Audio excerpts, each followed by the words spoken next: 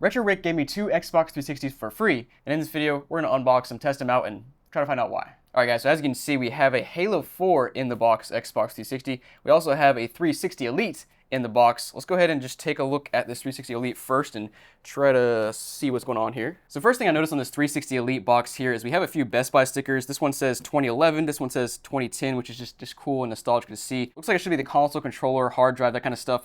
He showed me the inside briefly. I don't think it includes all that stuff, but let's go ahead and I guess pop this sucker open and see what's in here. Now he did say that they don't sell these types of 360s, basically the old fat ones, they just don't sell, so he straight up gave them to me to check out. And yeah, we got a power supply and just a standard AV cable here. No console. Usually consoles here on top, but it looks like they actually stuffed the console. Whoever gave this to them stuffed it in the bottom.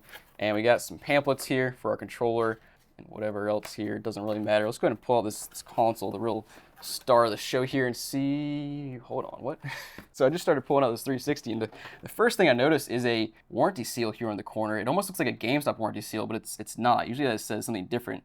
I don't know who that's from, but you can see the manufacture dates from 08. Looks like it's a Falcon motherboard from the power port there, so it should be decently reliable. And honestly, this console looks pretty dang good. Like there's like one scratch on the bottom, and flipping to the top, there's just no wear and tear at all. And flip to the side, we have a refurbished sticker. So I don't know if this is refurbished by Best Buy because we saw the Best Buy stickers on it, or if they bought it from Best Buy originally, somebody else refurbished it later. Not quite sure, but let's go ahead and check out underneath the faceplate as well, since that just started popping off on its own.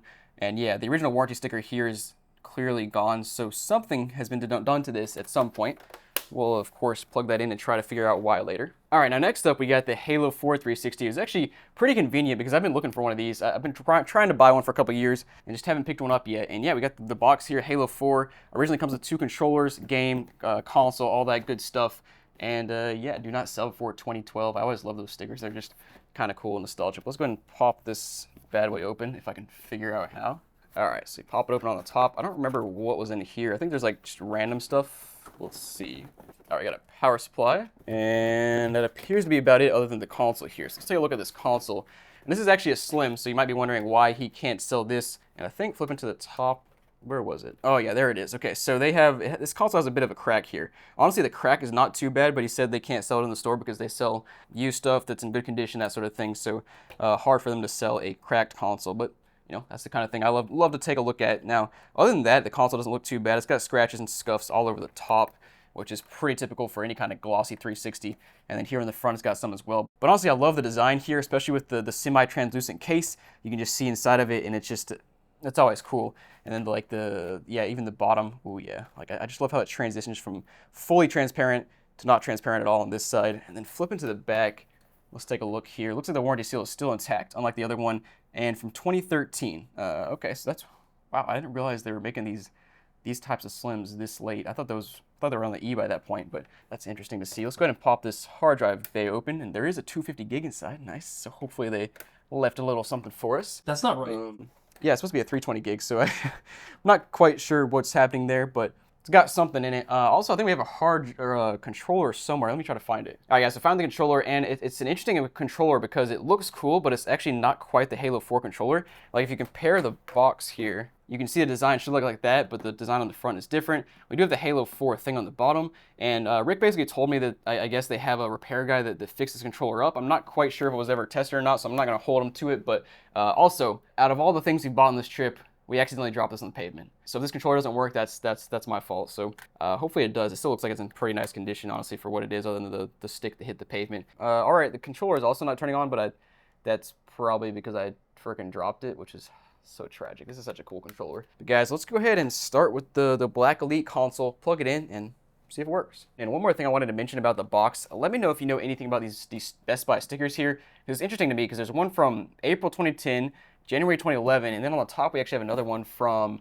January 2010. So like, are those markdown stickers or inventory I don't know what they are. Just let me know if you have any ideas. So I have this console plugged in and ready to test now, and I wanted to mention that I actually got this Halo 4 controller to work. I'm not really sure what the issue was, but you can see it's lighting up and turning on now. And I also found out a way to fix the analog stick. You can just see the bottom is kind of torn off. I even have the torn off piece right here. I actually 3D printed these little pieces here. Basically, you stick it on top and it fits on perfectly, and it actually has a lot of grip from the ridges there, and I could see it like legitimately being useful while playing like a normal thumbstick. Now, I want to thank Bambu Lab for sponsoring this video, as it's because of their Bambu Lab A1 3D printer I was able to print this thumb stick attachment here, as well as a bunch of other accessories. So let me just show you why this thing is awesome. So the Bambu Lab A1 combo comes in at an entry-level price, but has the print quality and features of a much more expensive printer. Now, once you put the printer together, it could not be easier to print stuff. So basically, you can download models other people have already made on Bambu Lab's community platform called MakerWorld. Then you click a couple buttons, and the 3D printer does everything on its own. It does its own vibration compensation, flow control, bed leveling. It does everything. You come back in an hour or so, however long it takes to print your stuff, and boom, it's ready to go. Now guys, I've been printing a lot of stuff. First of all, I printed this really goofy joystick attachment for my Series X controller. Also this other one that's like actually not quite as goofy and kind of cool. We also have like, you know, stuff like a bag clip, pretty nifty. It's high quality and everything and works fine. This one right here is awesome. It's actually a little mini OG Xbox, and you take off the top and you've got these little Xbox coasters with multicolor pieces here. Very cool stuff. Even printed a hard drive enclosure for my 360 Slim. You basically pop in the hard drive, put some screws in, and it fits perfectly, and I didn't have to spend, you know, 10 or 15 bucks for an extra enclosure. So printer's all ready to go here. Let me just show you how quickly you can print a file. We'll click print files and go to some recently printed things. I'm going to print this little Scotch tape cutter here. Now you can actually select multiple different colors, so we'll do black for part of it and we'll do this glowing green for part of it. You can see you can actually use 4 colors at once on a print, which is awesome. And then we click print and it goes and does its thing. So if you guys want to tinker and have fun with 3D printing, I highly recommend checking out the Bambu Lab printer down below. I'll put a link in the description. Go check it out.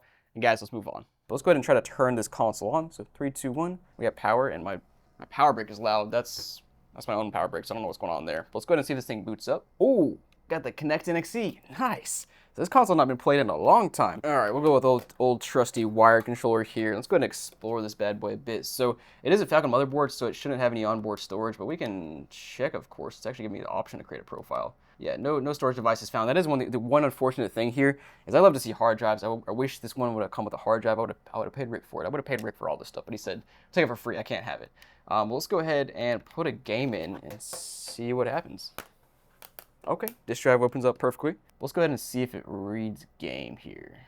So I don't know, it's loading up perfectly fine. I guess Rick probably doesn't sell these because it's the old fat 360s that are not quite as reliable, and it's a Falcon motherboard, so that makes sense. I will probably, we're not gonna do this right now, but I'll do it back when I'm at the studio. I'll do like a full teardown of this console and see if we can figure out what was refurbished about it, because we saw the refurbished sticker. So guys, let's go ahead and tear down this console and see what was actually refurbished about it. We do see, of course, the refurbished sticker on the side and the warranty seal on the back, and I'm not sure who it was refurbished by, but yeah, let's tear it down, see what it looks like on the inside. All right, bottom piece coming off, and looks like all the screws are there. Okay, that's a good start. Wait, hold on. I just noticed the X-clamp screws are all gone, so this thing has definitely been bolt modded. All right, top coming off, and it looks pretty normal so far. Okay. And the disk drive still appears to have the warranty seal intact, so nothing's been done there. But yeah, otherwise, this board looks pretty clean, actually. I don't see much dust or dirt, or I don't see anything that was repaired. At least not very obviously, but let's go ahead and take the board all the way out now. Take a look at the bottom and see if they actually bolt modded it. All right, so a couple things I'm noticing here. First of all, I think they might have replaced the fan connector that's connected to the board. Maybe it's a different color, and I cannot get it loose. This thing I usually have no problem with at all. And also, I think they added a heat sink right here to this chip. I honestly don't remember what that chip is there, but they added a heat sink. But yeah, let's keep going. All right, time for the reveal here, and yep, sure enough, got the bolt mod there. Just exactly what I expected. Now, I'm not gonna go down any further because, actually, let's take a look. Is the board warped at all? It looks a tad warped, maybe. So basically, over time, the bolt mod would warp the board. And in my experience, the bolt mod works for a little bit of time and then eventually just fails. I would assume this thing had red ring of death at some point if they used the bolt mod. Now, of course, that dirty scammer Rick gave me this console for free. Just kidding. In all seriousness, this is kind of why he clearly does not sell these consoles, because the likelihood of having a fat 360 that's been repaired like this is pretty high. So you don't want to be selling these things and having them come back 10 days later because they just don't work and they have bolt modded. So makes sense. But guys, let's go ahead and move on to the next console now. All right, guys, got the Slim console plugged in, and I'm a little scared on this one. I feel like because of the crack, somebody might have dropped it and maybe it just doesn't work. But let's try it out. So 3, 2, 1, Whoa, I did not know I made that noise. I think that's the first time I've ever turned on a Halo 4 console. That's awesome. All right, it is booting up. Okay, here we go. Here we go. Blades. Oh, no blades. That's tragic. Come on, Rick. All right, let's see what's on this thing. So we got the open tray. Let's go and see how the tray works. Ooh, a little bit jumpy, but it did open. Probably a result of it being dropped and cracked or whatever. But let's go ahead and explore this console a little bit. We saw we have 250 gigs of storage, and yeah, literally nothing on it. We got 940 kilobytes of microphone calibration data. Why do we have nothing on here except for microphone calibration data? created in 2005. Yeah, that makes sense. All right, that's interesting. Let's go ahead and put a game in and see if it reads up. All right, we're booting up. Wants me to create a profile. Let's make one. All right, got Lollipop, 0 gamer score. What a lame profile. And the game boots. Nice. So we got, guys, we got 2 consoles here that work perfectly fine, but I got them for free. I mean, I'll take it. So guys, let's go ahead and open this bad boy up and just see what happened on the inside. Oh no. Oh, I just found a bug. Oh no. Oh no, it's gonna be one of those consoles. So I got the top of the console off, and there's clearly just a bug right there, and a bug wing. I also found this random piece that fell out. So this thing definitely was, I guess, dropped at some point and cracked open a little bit. But let's keep going. All right, so I just figured out that I think the post attached to this screw right here is broken because it's just infinitely unscrewing, which is not great. And yeah, I can get the top piece off here, which you can see. That big old crack right there, which is so tragic. All right, now finally got this bad boy open, and on the inside looks pretty normal so far. I don't see any like, you can actually see the disk drive is kind of, you can't really see it, but it's kind of concave right there because it was hit clearly right there. Yeah, you can see right there in the light, you can kind of see it's concave right there a bit. But otherwise, the motherboard looks fine. The disk drive probably has, oh wait, there's another bug wing right there. Oh, and there's the speaker for the cool sounds it makes. That's cool. You know, I'm actually not going to open the disk drive up. I feel like if I just, it's probably already bent in place in there, and if I bend it even more, it's probably just going to break even more. So I'm just going to leave it alone. It does work. It's just kind of tragic how it's cracked on top. But guys, thanks for watching. I hope you enjoyed this video. Let me know if I got ripped off by these free consoles. I think I did. But guys, thanks for watching, and I'll see you next time.